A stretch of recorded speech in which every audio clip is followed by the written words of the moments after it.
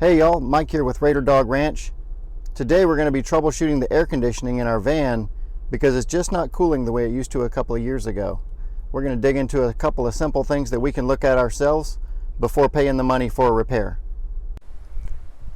We've noticed in the past year the air conditioner has been slowly getting warmer. We can set it all the way to the cold max setting, and this is a climate controlled van, but the temperature just really doesn't get down as cold as it used to. This is a 2012 Toyota Sienna. We're going to troubleshoot a couple of things today. First, we're going to see if the freon needs a recharge. That could be a very simple fix that any of you can do. The next thing is, after some research, we learned a lot of these Toyotas have a flow sensor connected to the air conditioning compressor that could be replaced. It's very simple to replace. We've already bought the part, and if that's the case, we'll do that. So let's jump in and get started. If you're new to the channel, please click the subscribe button, click the notification bell to be notified when new videos come out, and like this video. Here's the temperature reading we did right before we started the work. You can see 63 degrees right from inside the vent, so that's pretty warm. Okay, here are the tools that we're going to need for this job. A full set of sockets and wrenches for whatever we get into.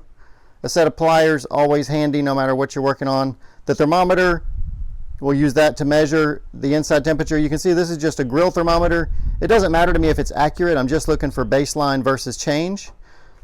A light, because we're working under the hood. It's really dark in there. These snap ring pliers are probably the most critical thing that we'll be using. Those are what we're going to use to take out the C-clamp that's holding in the flow sensor. So we'll talk about that in a little bit.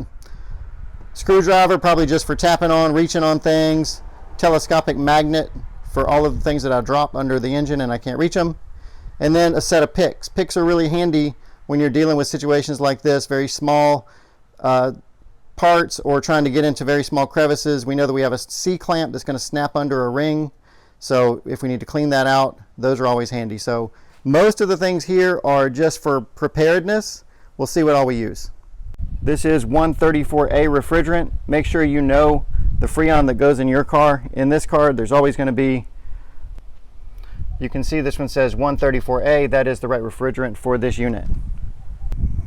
Most of these refrigerants will come with a gauge on them, and that will give you everything you need to know. You don't need that gauge set that most professional air conditioner repair people will use.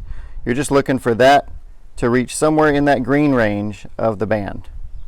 You always want to put the refrigerant in on the low side. How do you know which is which? Well, for one, you've got to sometimes snake through. In this case, mine are right here. They put them together. A lot of cases they're not. But for this car, you can see here, there's an H on here. This is the high side. If I take this cap off, there's an L, if you can see that there. So this is the low side. This is where you want to attach it. The other thing that you'll notice is that they are different sizes. Everyone tells you make sure you don't hook it to the high side. Well, you can't really hook it to the high side. Notice how much bigger this is than this. So let's get our freon connected.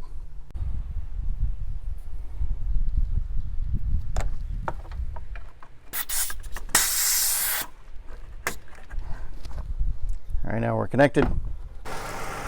So here we've got the refrigerant connected, the engine's running, the air conditioner is turned on. You can see it's just over the green, so the car does not need freon. We're going to move on to the next step. We're also looking to make sure the air conditioner compressor engages. This is going to be really hard to see, but down here in the bottom, there is a compressor that spins. If the compressor is not kicking in, then it's not going to be spinning. It's going to be sitting still, and it's almost impossible to see it here, but you have to know that compressor is kicking on to move forward. Trying to get a focus in there.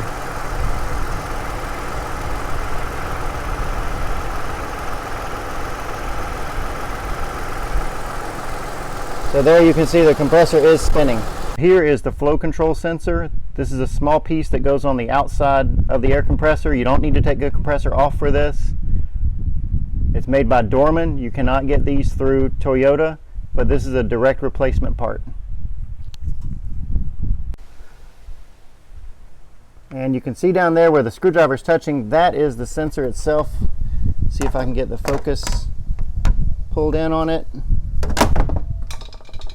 So there's the sensor. You can probably see that there's a little snap ring that goes around it, so you'll need some snap ring pliers. It's a pretty tight spot. That's the biggest trouble with this. Replacement is just getting in there. But let's get into that. Here's what the part looks like. It's really just a magnet here on the end of this and connects through a sensor.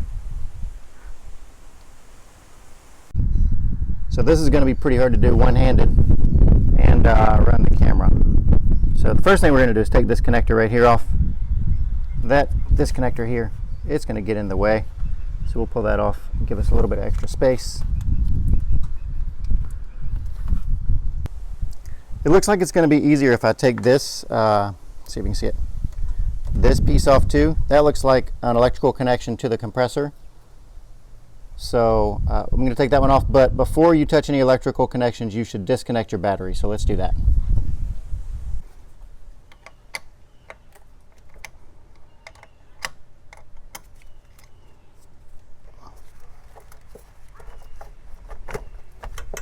There we go. Looks like we need to clean those terminals while we're here. This is a 10mm bolt to take off here. Okay, you can see with that taken out of the way, that makes it a little bit better. Let you get in there a little closer. Still need to get this electrical connection out of the way, and then we will be able to get to the one down on the bottom. These are snap ring pliers. These are a universal set, a pretty cheap set actually. These are detachable forks on the end. You can see I've got a couple others here for different applications. This one's a 90-degree, those are straight. I'm not sure which one's going to work best here. Notice that I say they're universal because when you squeeze them, these open.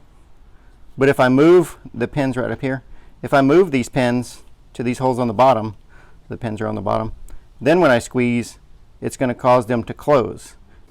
Okay, now I've reversed the orientation of the pliers, and you can see they're open now, and when I close them, it squeezes in. I did that by moving the pins to these bottom holes versus these top holes.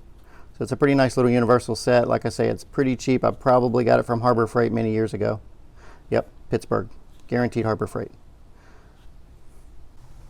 I've got some light on it now. I don't know if that helps you see it any better, kind of right in the center, right to the left of that brown connector. That's the clamp. I don't know if you could see that better under the light. This was the snap ring. If you can tell, one side is much smaller, one hole is much smaller than the other. Doesn't really look like it on video. The one on the top side is smaller. That was to the right, so it was kind of sitting orientation like this with the engine. So that's the way it should go back on. I don't know if it matters, but I always try to make things go right back like they did. Somebody who's smarter than me put this thing together, so I trust what they did. Alright, so now we're going to get this flow sensor and pull it out of that connector. There it is. That, on video that was probably 30 seconds, but that was probably an hour worth of fighting. So be patient and just keep working at it. So in case you didn't pay attention as you were taking this off, you can kind of see, notice this, this ridge that's on the top. You can see where the snap ring was resting on that. So that's the way it needs to go back in when you settle it in. That's the magnetic side there. So you want it to go in like this. All right, maybe you can see down in there, we're going to put the hall sensor back in. There's a little housing there.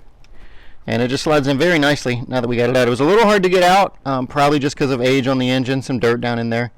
You saw in the video. I had to work it out over time, but getting it back in is much easier. Now let's see how hard it is to get the snap ring back in. All right, what I had to do for the clip, remember I said this one was too small on this side.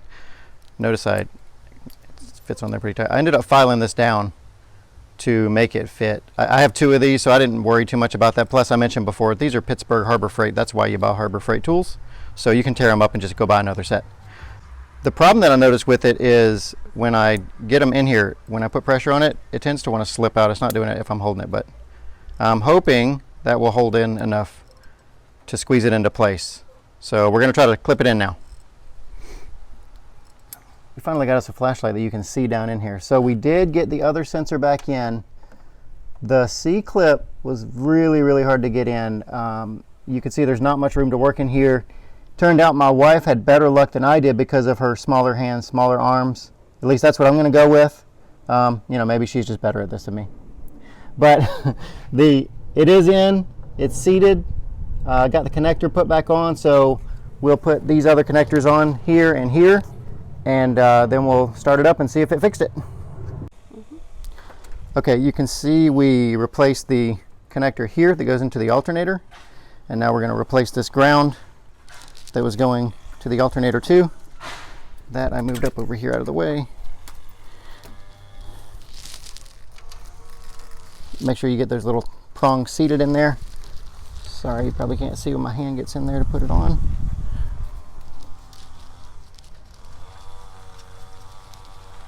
All right, so we'll get that back down, slide this into place, and then we'll be ready to test.